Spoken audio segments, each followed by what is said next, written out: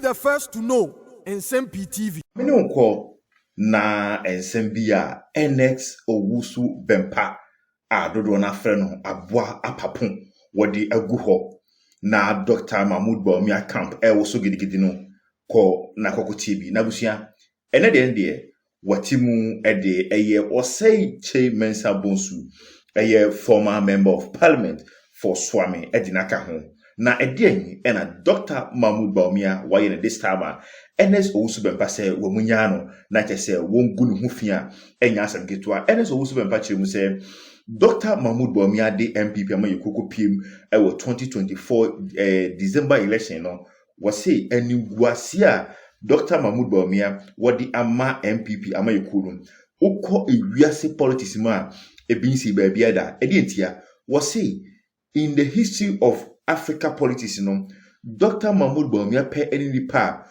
watimu atonu huye why running mate for 16 good years that will be say MPP ama yekunu anya just 32 years enti wuchemu mienu a na Dr. Mahmoud Bawumia watimu a benefit fa na watimu anya this opportunity na fa yakọ election na wa maye lose vote over 2 million votes abusia ensema hodua Owusu Bempeh digu ho no se meka se meka wanhwe ya no bia ka se Nsem-Pii TV ye ne ye soso na we de mesrew mayenko na ensema hodua Owusu Bempeh wahehye na wodi data wodi fact ni figures na wo che se Dr. Mahmoud Bawumia de na gi data ho pa enti wo ba no wodi data ne numbers ebegu ho kire se MPP delegate munhwe wo Dr. Mahmoud Bawumia ho wanhwe ya na 2028 general election no ye be support abusia yakwe na ensema hodua Owusu Bempeh aka Avoa Papon wodi gu ho efa Dr. Mahmoud Bawumia ho ene osei chairman sabonsu no yankona ko TV yeba Nsem-Pii TV yene tifo ebeto aso na me de osei chairman sabonsu momma cameraman ni achi na me apapon menene mi onu ensi Swami Swami zongo Swami runabout ne nanten ko kan makru junction ne ehwede ebebo agene so osei chairman sabonsu na Hon Kennedy Agyapong for majority me na make a me say mo pa mo fa cameraman mra eno ye fu number 1 ne anu nti namba what you say na mo say the Dr. Bawumia de da maka say a very very important say so credibility be a live makan mekano na no mekano yer pa I'm repeating it here. He needs to understand say politics it goes beyond that. The whole Ghana me Owusu Bempeh tem de mo yam example na me kura na me no me ba politics mu kura na through somebody na me through my own merit people have got to know me. Dr. Bawumia was handpicked from nowhere and he didn't be a running mate to no other person than Nana Adodankwa Akufo-Addo, one of the political pillars that President Rawlings, the President Akufo-Addo was the most popular politician alive. Yeah. UNC ni those nyina wadi freedom movement for freedom and justice wadi a chesa na sa papa we have found a running mate 10 years Ghana for 10 years. The man was a running mate for 8 years. 2008 people were contemplating Akufo-Addo chose him market Dr. Bawumia everywhere. Satano na John Dramani Mahama no man on two direct class of the president 2008 Asem na Meka. If Bawumia is popular na se Ghana for mo see yamfa no kwa mo tie ni ye 2008 na John Mahama no wa consider so be the president. Me busa o consider so be the president. Yes, let's go forward. Ye marketer no 2008 2012 omko no Akufo-Addo running mate and atamels wu ye and na obe contest Akufo-Addo and you lose ye right. Yeah. Bawumia was still the running mate. Yeah. Mahama, because of Mills' death, he has to step up and become the presidential candidate for that time. Bawumia, the same Bawumia came in 2016. Mebwa. And obey running mate. Wa marketing one. You really power. And obenya the second biggest position in MPP history. Vice President of the Republic of Ghana for 8 years. No, to me, Akufo-Addo be catch Ghana for you say, Papa, wait there. said you see GDD no any new ma oye no jane pa ma no bibia ono ye meboa to 2 me adema no. Let me ask you a question, fellow delegates. Dr. Bawumia betima kan actually say some privilege of 8 years or 16 years marketability through Ghana in Chono in Chiasu Biano. Professor Dubois onya sa opportunity no. Professor Dubois had only 6 months to market himself to the people of Ghana. And onya that figure no. MPP rejected no. Said your chairman Sabosumo Kase no yarena one contestant. That's a fallacy. That's a lie. That's not true. Yes. Dr. Bawumia 16 years. Professor Dubois when you had that opportunity. J. Kufuor when you had that opportunity to be a running mate for any other candidate for 16 years. Now MPP party na di say 32. MPP party in Penifua Mutiachira MPP party di say 32 years. 32 years 32 divided by 2 years eh. We busa. Then na pesa oka. Na just say whole MPP Bobra ye ba yes ye ba be political you know.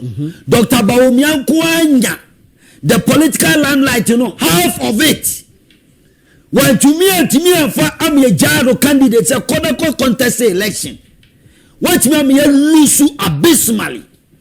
We see another opportunity for a second chance. So I say we go catch one and why beti. Ghana even the Canadian MPP party no more auction na move Dr. Bawumia. More auction na move because half of MPP existence as a political party after 1982 no half 2008 to 2024 this man has enjoyed every privilege from nowhere. Eya na bi no ho ana mera ho alankwadwo chematen kwan a MPP de ne fa so kwadwo fa bone che kwadwo yanfo afa kwan pa so yan treat uye samom. Yes yan treat kwadwo chematen ye. Because so said Dr. Bawumia si benefited from the party privileges amaken 16 years. What benefited contest ayeko hwekwanya ye fa so a whole ayina MPP a whole establishment ina what's behind Dr. Bawumia. Anyo no na who modern we ni meba the issue about say omo kase na Professor Dubois no yare na ne ho dodo no omo boanya no kre. Professor Dubois contested J. Kufuor in 1996 primaries and MPP for who say the first performance no nkoye and omo rejected no omo rejected Professor Dubois. In fact J. Kufuor nya 51.9% onya 1034 votes. And Professor Dubois 710, representing 35% of the vote cast. That is 1996 MPP primaries. 18 sa Liza omde ko around say Professor Dubois na ne ho dodo no enu nti na MPP for to abati ano MPP for amana nko biom no it's a lie. Or contest and Owusu MPP for no na ne resource no nya na national level na nei Bawumia ne resource o nya na be keka bi ni a check MPP delegates ba me pese me build a picture for everybody to understand say MPP will be abemu niema obi 16 years as a running mate for 8 years and a presidential what did you vice president for 8 years. Ni asan be ma another opportunity. So san be lead the party ni biom for another 4 years there. O de kan one 16, 17, 18, 19, 20 years. And Dr. Bawumia pesi e de mano. No di party nanim. Na wonu obdo musika no omo de breye. No free baby ba na say ano. O me take over. O so call yeso a. Nka we de nka sabi. Ka ko na nka performance eye good and obi anim say oh Dr. Bawumia o performance ya uko ye eyade a Ghana fo nyina hunu say candidate Akufo-Addo okoye no onye vice president tieni o when ni running mate for 8 years I made the vice president for how many years 8 years 16 years and yet Akufo-Addo was just an ordinary foreign minister. I'm using that word quote in quote at that time, but he was able to garner 49 point something percent. Even he won the first round. Akufo-Addo won the first round. That is why Ghanaians and MPP feel say you better no second chance. No etimiako because only the Professor Mills. It was only time. Time. And they decided almost about 20,000 votes. And they decided the difference between only Professor Mills. Supreme Court, you and I were not there, Dr. Bawumia can't. Now, we share the way figures in the tier, normally Juada Dani, Benada, near share the way a parliamentary seat was different, parliamentary vote was different from presidential vote. And no, Anna, MPP for say, Yensama, Akufo-Addo a second chance. Now, let's look at Dr. Bawumia. Akufo-Addo ko 2020. We see yem first year and a mount, yem first year and a mount, yem first year and a mount, Obiba JK or the Beko, yem first year and a mammy, me the Beko, Obiba JK. Akufo-Addo left the strongest MPP base. Base, you know, party, you know, base, you know, with 6.7 million votes. 6.7 million, and you winning 2020 elections. Now people base near strong. More argument to say 1 year reshuffle. Dr. Bawumia say economy no krano. Yeah to 2 petrol. Ya can't 2020 ya to 2 petrol. COVID time. No money more ding. After COVID 2024. Yes, indeed, we made some reckless decisions, but we should not. No one should compare that say a new year. The reason why we lost the election, fellow delegates. Ade ayenye no nenye. Dr. Bawumia chi ade no Akufo-Addo base of 6.7 at about 4.6 million. A big seed MPP politics. 300,000 votes in addition. Now you are telling me say we should give Dr. Bawumia a second chance. I said no, yeah, MPP political issue now. Yeah, that will be a second chance. Why not? Asem American went here, the American committee, second chance. It is based on your performance, not a weak candidate. Also, the Biama on the table. Mama statistics, you know. Say, Akufo-Addo every abanya and so. Now MPP a base you call 2020 election, you know. Your base was 6.7 million. Yeah. You go to a very Dr. Bawumia 4.6 million. And no one some year can say, why should we give you a second chance? When Akufo-Addo in 2016, 2012, 2008, I man a chance so the second time. 49 point something percent. He nearly won the elections. A court, he nearly won that elections. What is the guarantee that Dr. Bawumia should be given a second chance? When you base, I see Anya cry in 2020, you have 6.7 million. Now I'm not a SWAT say Abba 4.6 million. We see a man another second chance. What be that? And in front of Asem which will be better. Already, marketability rate, the whole Ghana. Politician, be anyone, not MDC, no CPP, not even Kwame Nkrumah since independence. No candidate has gained massive popularity and has a massive exposure and marketability. In terms of marketability, actually, Dr. Bawumia. We are sure. Masa Kwame Nkrumah Obaya, Dr. Kwame Nkrumah, unam papari defia sena ni sunsu. Sa you Kwame Nkrumah form you free or 10 who free UGCC or form CPP we ya or sha se church letter chi ko she prison o pie ba bonte no say how many years just 5 years, you know, and obey CPP presidential candidate 7 years to win elections. Me catch Ramwati Fast forward, check all the military leaders within a small space. Go to Dr. Gay Buzia time. A brand new parliamentarian or the year to Obama. It was a space of about 2 years. Mungo check records. I stand for correction. Let's call historians since independent politician be no marketing on Dr. Bawumia.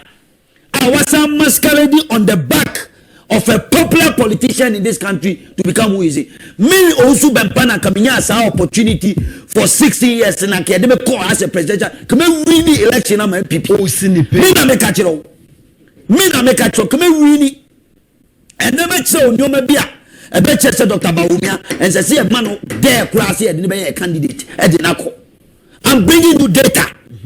Check on also believe in data. Yes. Data. So marketability. Independence, me maoba. President Rawlings, okoye ni kuwa, obaye udi animwa, obaye no obaye otu abamano. We check the period. We check here. Dr. Bawumia 16 years. The Chen Rawlings there. And only Rawlings ebewini abanwa oba osako multi-party democracy no from 1982 to 1992 years. And yet 10 years. Me busanya 10 years no yeah marketability and all the winning elections. It Bawumia 16 years a cancel Rawlings there.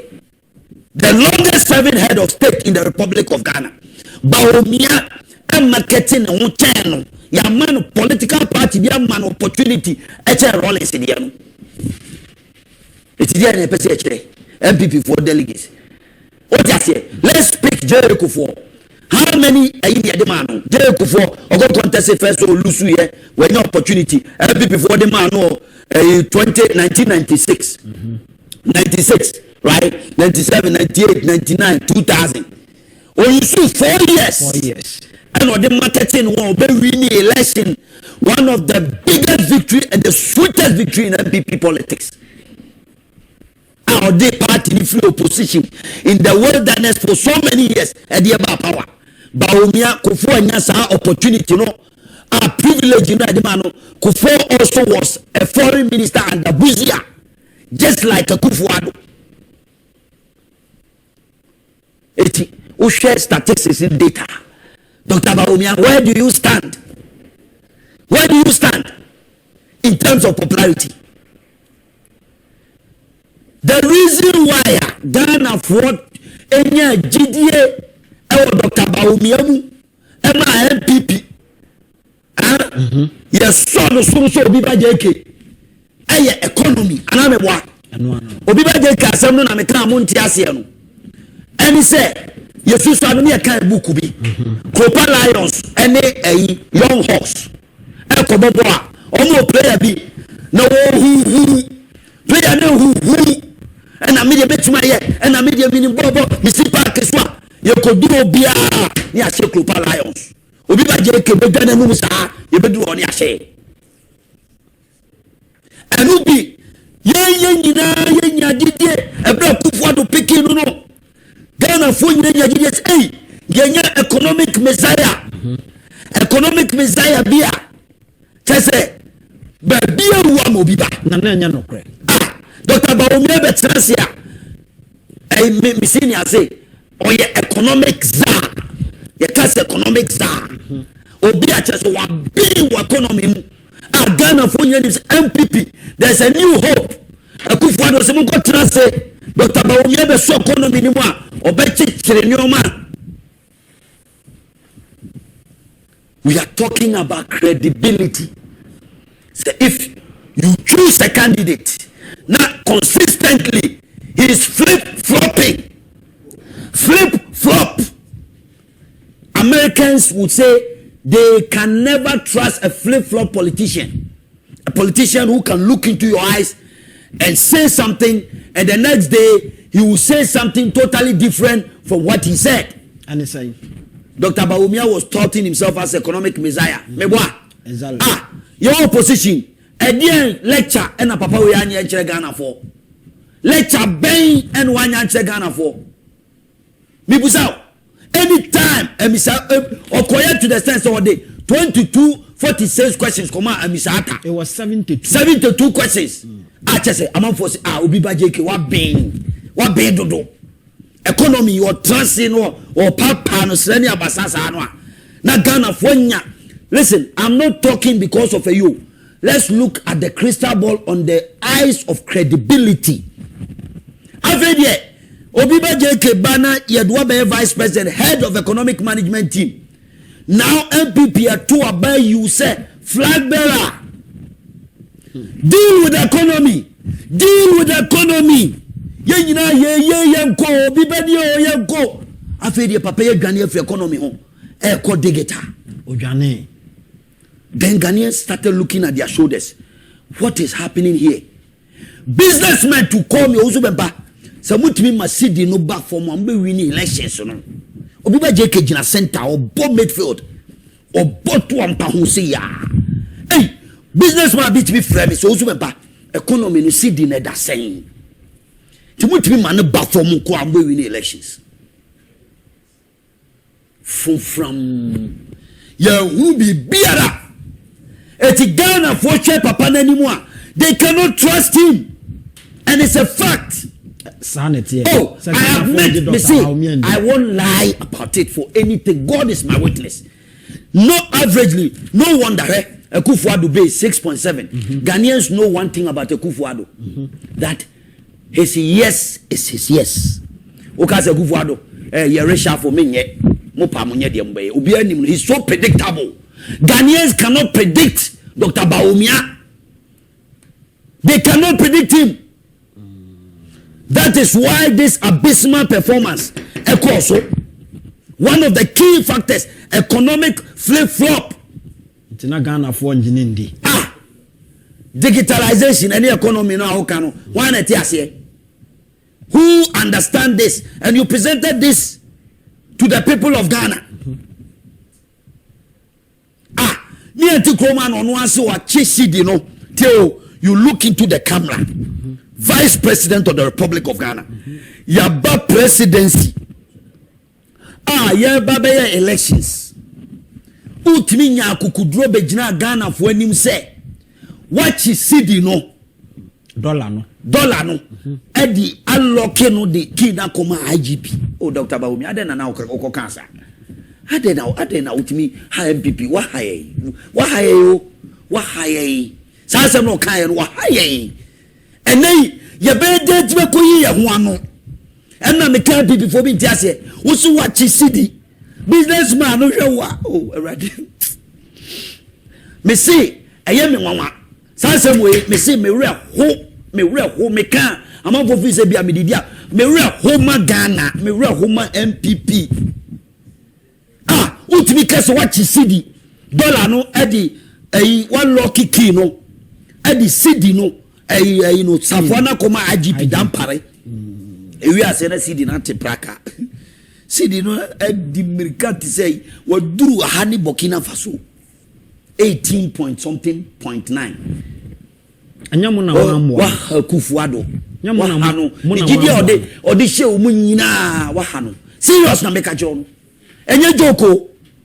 And then what credibility no wa Ghana for betima bejina Ghana for him say and MPP for him say yen fa nkonkoton die na okoton ubeti sidi no biom ana say die na Dr. Bawumia beye o me kan kire and then udina Ghana ina ka che mama say he is the most incompetent man. Incompetent mama. Na me Owusu Bempeh ma som Obiba JK mama ya incompetent o na me di radio so incompetent mama incompetent who wan kabi and nobody my friend mama incompetence pay what is going on ese kai mutalamu ye no a ko mama o se ko